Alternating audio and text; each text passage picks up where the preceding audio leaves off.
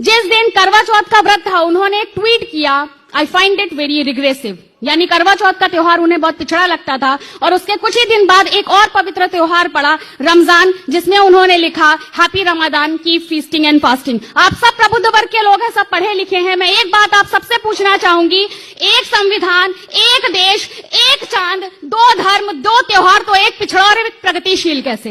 या तो दोनों पिछड़े और या दोनों प्रगतिशील, दोनों ही अपनी अपनी धार्मिक भावनाओं को प्रदर्शित करते हैं।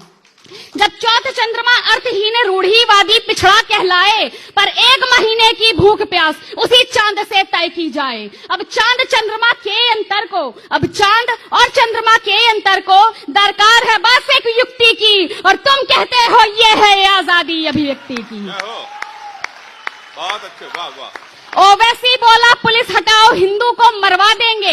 केरल में नेता गाय काटकर लोगों को खिलवा देंगे। इस अभिव्यक्ति में, हाँ, इस अभिव्यक्ति में माँ को वो सेक्सी दुर्गा कहते हैं, और राजदीप, बरखा, रविश इन बातों पर चुप क्यों रहते हैं?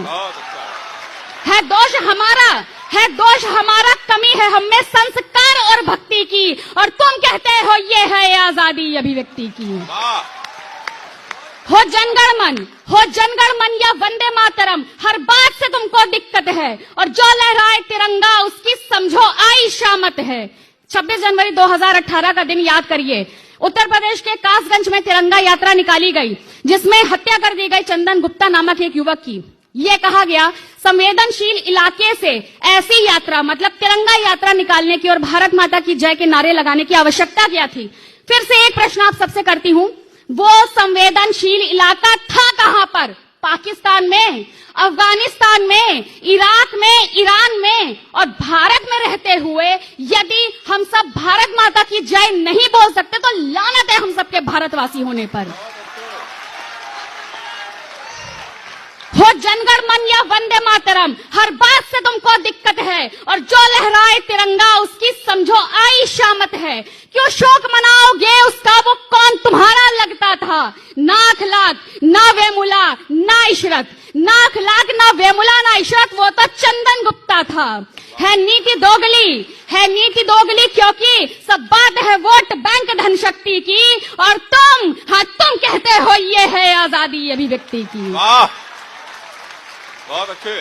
संविधान में लिखा हुआ है अनुच्छेद 124A, जिसमें बताया गया है कि देशद्रोह क्या है, व्हाट इज सेडिशन। संविधान के हिसाब से बात करती हूं।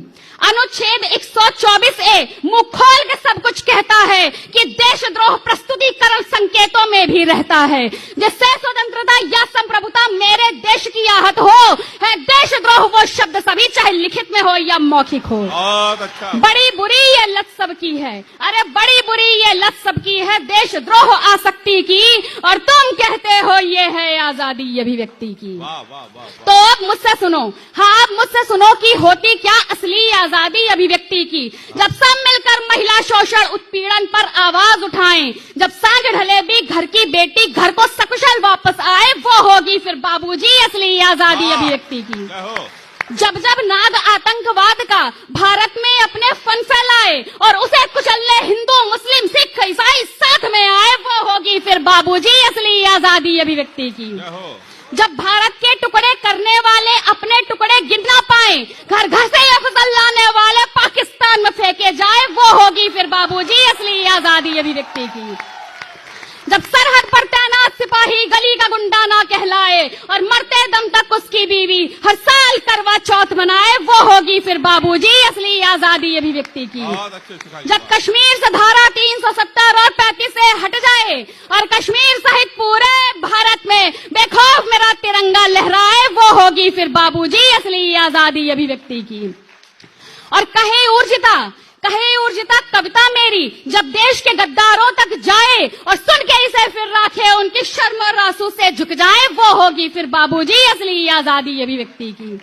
और अंत में सबसे हाथ जोड़कर ऊर्जिता ये कहती है, बुरा लगा तो भाड़ में जाओ, देशभक्त ये कहती है। तुम बोले मैं मौन रही, अब मैं बोलूंगी और लगेगी आग, क्योंकि वो तेरी अभिव्यक्ति थी और ये मेरी अभिव्यक्ति है।